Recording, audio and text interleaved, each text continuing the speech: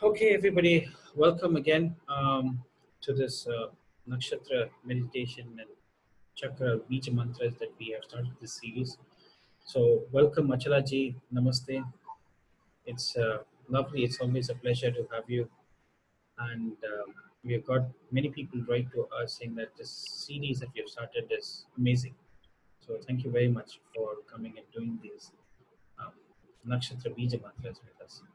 So, today we'll be doing Ashlesha Nakshatra. So, Achalaji, please teach us how to chant the Beeja mantra for Ashlesha Nakshatra. Okay, I'll share my screen now. All right. So Ashlesha Nakshatra is right after Pushya, so it's the second nakshatra connected with the heart chakra. And as we were talking before about Pushya, that this is all about this love and also this highest expression of love.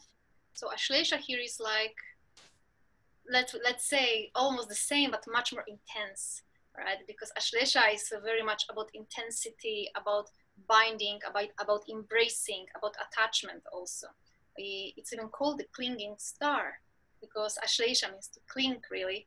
So it's very, very much connected with that. And we'll just in a while discuss why is that so. But first we can chant the mantra for Ashlesha Nakshatra. The mantra is Om Kham Gam Ashlesha Nakshatraye Namaha. Om Kham Gam Ashlesha Nakshatraye Namaha. Om Kham Gam Ashlesha Nakshatraye Namaha. So Ashlesha Nakshatra is our first, not counting Ashvini, this is like, let's say, first time when we encounter Gandanta here point, which is Ashlesha and Magha. And it's like very special Gandanta if we look at from the point of view of chakras and how they are connected to zodiac signs, because it's the Gandanta which is right here in the third eye. So I always like to call it like the ultimate conflict, really, because Ashlesha is very much about this attachment, clinging, binding things. And Magha is like complete opposite. It's complete release, leaving the body, detachment, like pure detachment, really. So these are like these main qualities here that we see. And again, Ashlesha will be, in my feeling, more connected to Ida Nadi, to Pingala, to this feminine within us. And Magha will be more connected to Pingala, or Ashlesha more to Ida, yeah. And Magha will be more connected to Pingala, so the masculine, right? And this is also what makes Ashlesha Nakshatra so interesting, because even a symbol here is a snake. So it's like this Kundalini Shakti that is rising and it's finally reaches this point here, Gandanta really, which is why it's making this nakshatra very special, because we can say that basically speaking, Ashlesha is connecting with all types of spirals really, because these are snakes. So this is also our DNA code. This is everything that goes in spiral, that is rising and that is finally reaching this highest point. And particularly interesting thing about Ashlesha is also, we can come back to that words a little bit later, is that Ashlesha Nakshatra is the nakshatra that is, first of all, its padas are very strongly connected, like we said in the video before, with these lower chakras. We're finding the foundations and so on. But also we can see that all the other nakshatra energies, chakra energies, they are present here. The only one which is not present is actually Manipura. And I find it particularly fascinating because Manipura is kind of, in a way, our solar plexus chakra. It's like our ability to digest things. So whenever something not so nice happens in our lives, we can digest it, we can swallow it in a way, right? And I find it very special because Ashlesha is also connected with Shiva, Nilakanta, so the one who holds the poison, and he kept it in his throat chakra. But again, he didn't swallow it fully so it reaches his body. He just kept it here. And even in Ashlesha Nakshatra, I sometimes notice that what can often happen, that these people very much swallow their emotions as well. They're forced to sometimes by certain conditions in which they are living. And as long as they have this ability, this inner ability to really transform this inner poison into something beautiful, it's perfect. But when it just ends on swallowing and stays there, it can often bring after some time like a lot of this bitterness and really feeling like our heart is literally poisoned a little bit, you know. This is how I very strongly feel Ashlesha Nakshatra. And Ashlesha being connected with poison has also a lot to do with medicines as well, so things that are healing us in a way, because these are also poisons, right? So especially if, let's say, some planet that is, let's say like Saturn, or even more Ketu actually, when it dwells in Ashlesha Nakshatra, which is also said to be his birth nakshatra, I noticed so many times that these people will have actual problems with swallowing pills. They can't swallow it simply. It's just like too much for them. Or they will have like certain aversion towards the doctors also, because it's like that I kind of explained to myself in such a way that Ketu here was born really, and he remembers how he was born. So Ketu was born because Rahu's head was cut off, and Rahu's head was cut off because he swallowed something that he shouldn't really. So Ketu here is like, I don't want that. I don't want to swallow anything. I just want to cover myself and live in peace, live in my cave really. Because Ashlesha is also very secretive. It doesn't want to go out too much really. So this is how I very strongly feel Ashlesha Nakshatra. And if we even look at certain words here, which are not so much verbs. So first one is ka, which means to dig somewhere. And I kind of associate it with also our development, because it's also like digging, you know, deep inside ourselves, like digging this cave within our heart so we can go back, retire there, and really just go and meditate.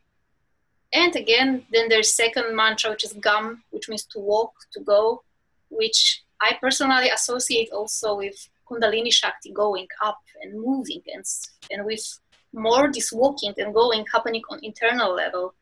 In Ashlesha Nakshatra. Because even in Ashlesha Nakshatra people, you can see that even if they are quiet, if they are silent, there is very often much going on inside of them, actually. It's never like completely silent, always something is happening inside. Because at the end, this is Mercury Nakshatra also, so it's also making certain strategies, it's also planning certain things, how to speak, how to do something, and so on. Would you like to add something on that also, Dr. Paiji? Yes, Ashalaji, very interesting to see that you mentioned that this nakshatra is the birth star of Ketu. And interestingly, the Beeja mantra, Gam, is also connected to Ganesh. Om Gam Ganapate. I just wanted to ask you, is that the same Gam, the pronunciation of what we have in the Ganesh Beeja mantra, or is this a different pronunciation of Gam? This is exactly the same pronunciation of Gam. Gam. So that's why you can see the connection between Ganesh, who's also considered to be a form of Ketu, because you can see in the mythology that like Rahu lost his head, even Ganesh had lost his head in some point, and then he was given another head, elephant's head. So it's very interesting to see. That's the first connection that came to my mind. And if you can go to the previous slide, Chalaji, I had something else that I wanted to share based on the previous slide. Yeah. Interestingly, in this, the only chakra which is missing is Manipura chakra, and it is very interesting to note that Manipura is connected very strongly with Aries and with the Scorpio, because both of them are ruled by Mars, and it is in this nakshatra that Mars becomes debilitated. So it's I don't know what was that connection, but I'm just saying, okay, Mars gets debilitated here in Ashlesha, and I can't find the chakra which Mars is very strongly connected in this sequence. So that is maybe, I don't know, I've not checked this in other nakshatras to see if there is any debilitation that happens in those nakshatras of any grahas, if the chakra related to them is also missing. So that would be an interesting thing that I want to observe.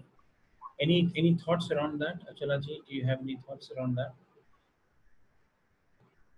When I think now about for example, Uttara Bhadrapada, Mm. which would be like the meditation for Mercury. It actually has all chakra energies. And for example, Revati has all energies, which is like where Venus is exalted. It has all energies except actually heart chakra. So Except I don't heart know what chakra. is the connection.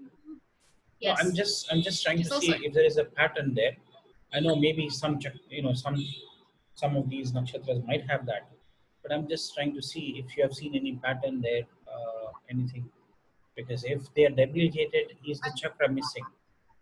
Is that how they said, okay, this will become the debilitation point, or is it just purely based on the system that we have already discussed with Dr. Togi, which is based on Yogataras?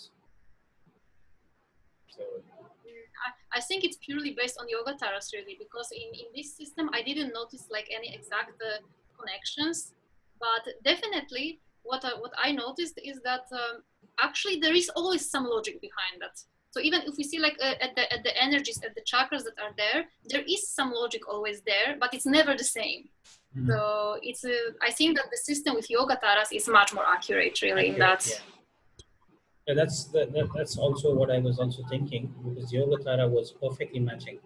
You know what Dr. Aditya Togi Mm. actually taught us. I thought it was fabulous. So, but anyway, Achalaji, I think again another beautiful session on Ashlesha Nakshatra. I don't know how to thank you, because every time you come in, there are more thoughts that come into my mind, and this is one of the best series, one of the best ones that I've done. So I hope all the viewers are going to also appreciate and learn from chanting the mantras with the correct pronunciation, and that's the key. And we hope that Achalaji is repeating the mantra at least 3 times. So make it a point to listen very very carefully to every syllable, and this certain points she stresses. I think you have to stress on those to ensure that the pronunciation of and the intonation of your chanting is also correct. So thank you very much, Ashalaji, for coming back and teaching us about Ashlesha Nakshatra. I'm grateful to you. Thank you Thank very you much. very much, Dr. Pai. Yeah.